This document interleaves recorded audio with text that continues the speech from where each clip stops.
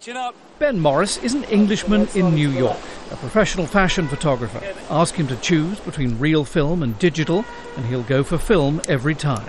There is just something about it which is punchier, deeper, and even flash on natural light. The colours are just incomparable. Good, excellent. Turns out Ben's not alone in his love of real film. At least 2 global companies are helping promote it as a hobby. Cameras have been around for a long time. Lomography is a lifestyle firm that refers to its customers as lomographers rather than photographers. It sells rolls of film and Cold War era Soviet and Chinese real film cameras jazzed up in modern eye-catching colours. I don't want my memories to look like digital photos. I want them to look the way they look in my mind. They're a little bit foggy, they're a little bit sort of blurry sometimes. Film enthusiasts say though they're always keen to see how their snaps turn out, the wait is part of the fun. When I come in and get my film developed, it's like a small surprise for myself. I mean, I think that there's something not creative about being able to take photos all the time like this and say, oh, and trashing it and trashing it and trashing it, whereas you don't know necessarily what you're going to get with a real camera. Waiting for the film to be developed is not something the people behind the Impossible project ask of their customers.